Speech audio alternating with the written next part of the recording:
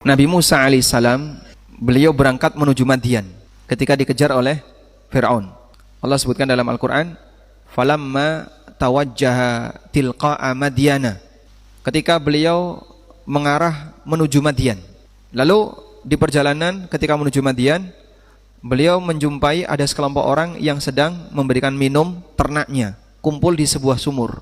Tiba-tiba ada dua orang wanita yang mereka tidak bisa ngambil air. Ditanya oleh Musa alaihissalam, qala ma khatbukuma, qalata la nasqi hatta yusdirar ri'a wa abuna syaikhun kabir. Musa bertanya kepada dua perempuan itu, kalian ngapain di sini?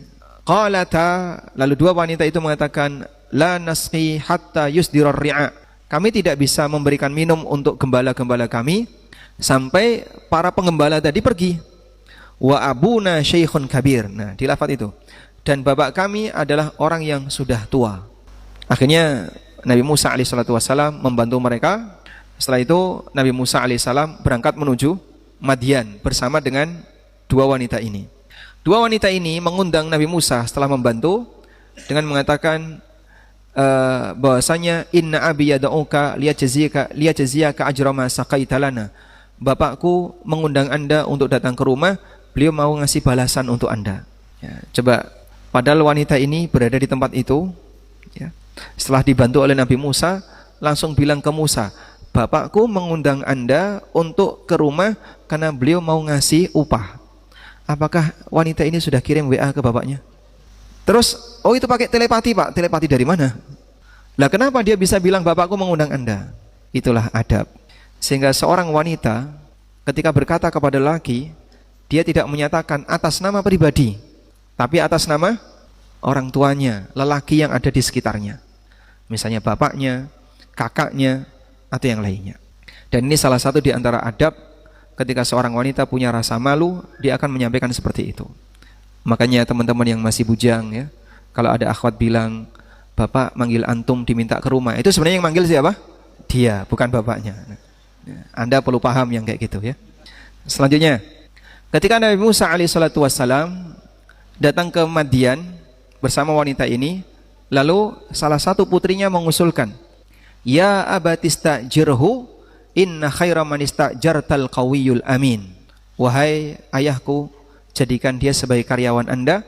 Sesungguhnya orang terbaik untuk dijadikan sebagai karyawan adalah orang yang kuat lagi amanah. Kemudian Syekhul Madian yang tidak disebutkan namanya ini menyampaikan kepada Musa, inni uridu an unkihaka ihda banatayya hataini ala an ta'jurani thamaniyah hijaj fa in atmamta 'ashran fa min 'indik. Aku ingin menikahkan kamu dengan salah satu putriku ini dengan syarat kau harus bekerja selama 8 tahun. Kalau kau genapkan sampai 10, itu urusan kamu. Musa mengatakan, ayyamal ajalaini qadaitu fala udwana alai. Mau 8 tahun atau 10 tahun, salah satu yang saya pilih, saya bebas dan saya tidak dimusuhi. Fala udwana alai, artinya saya tidak punya utang dan disepakati. Baik. Terjadilah dialog antara Musa dan Syekhul Madian di sini. Terjadi dialog antara Musa dengan orang tua dari daerah Madian ini, sudah? Dan itu tanpa penerjemah. Dialog itu tanpa penerjemah. Baik. Nah, dari sini kita mau buat beberapa kesimpulan. Apakah benar Syekhul Madian ini adalah Nabi Syu'aib? Pertama, bahwa dalam cerita itu tidak disebutkan nama Syu'aib. Allah hanya menyebutkan wa abuna syaikhun kabir. Satu. Yang kedua, nama daerah yang dikunjungi oleh Musa, kemudian beliau sampai diambil menantu oleh orang tua itu adalah Madian. Sama seperti tempat dakwahnya Nabi Syu'aib. Selanjutnya, apakah ada hubungannya dengan Nabi Syu'aib? Yang pertama, Nabi Syu'aib alaihissalam hidup di masa yang tidak jauh dari zaman Nabi Lut. Hidup di masa yang tidak jauh dari zaman Nabi Lut. Salah satu di antara ancaman yang diberikan Syu'aib kepada umatnya ketika mereka membangkang adalah Nabi Syu'aib mengatakan, wa qaumu Lutin laisa minkum biba'id. Sementara kejadian yang dialami oleh kaum Lut, kejadian yang dialami oleh kaum Lut tidak jauh dari kalian. Dan makna tidak jauh di sini dalam tafsir Ibnu Katsir di antaranya adalah tidak jauh waktunya. Sehingga zaman Syu'aib dengan zaman Nabi Lut itu berdekatan. Kalau zaman Nabi Syuaib dan zaman Nabi Lut berdekatan, berarti Nabi Syuaib dengan Nabi Ibrahim berdekatan. Sementara setelah Ibrahim ada siapa saja, Pak? Setelah Ibrahim ada Ishak, Yakub, Yusuf. Nabi Yusuf pindah ke Mesir, lalu mengundang anggota keluarganya untuk hidup di Mesir. Dari situlah muncul keturunan banyak sekali di kalangan Bani Israel yang tinggal di Mesir, sampai kemudian mereka diperbudak oleh munculnya raja namanya Fir'aun. Sehingga yang dulu hidup di zaman Nabi Yusuf, rajanya bukan Fir'aun ini. Rajanya bukan Fir'aun, Musa.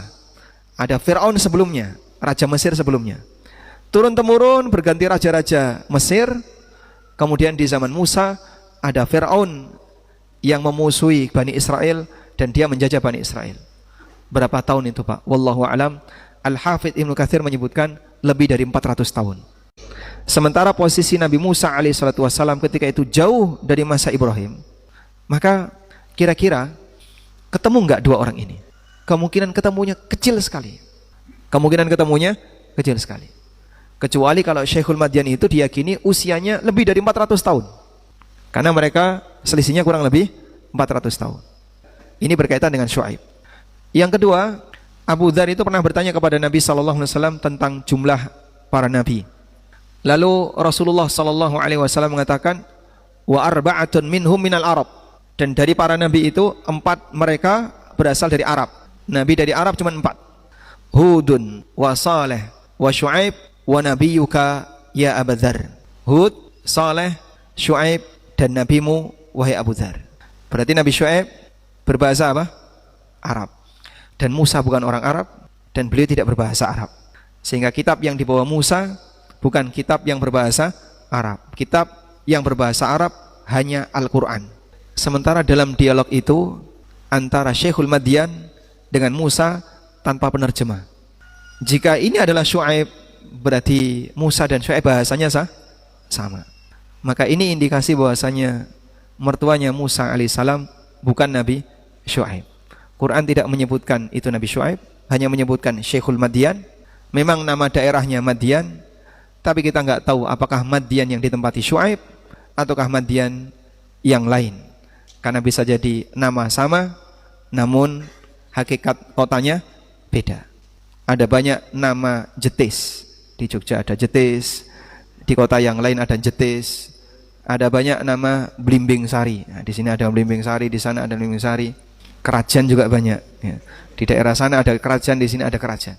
Kesamaan nama belum tentu sama tempat. Kita tidak tahu apakah Madian itu yang didatangi oleh Musa sama dengan Madian yang dulu pernah menjadi lahan dakwahnya Nabi Syuaib alaihissalam. Namun Al-Hafidz Ibnu Katsir memutuskan atau membuat kesimpulan bahwa mertuanya Nabi Musa alaihissalam pendapat yang kuat bukan Nabi Syuaib alaihissalam. Wallahu a'lam.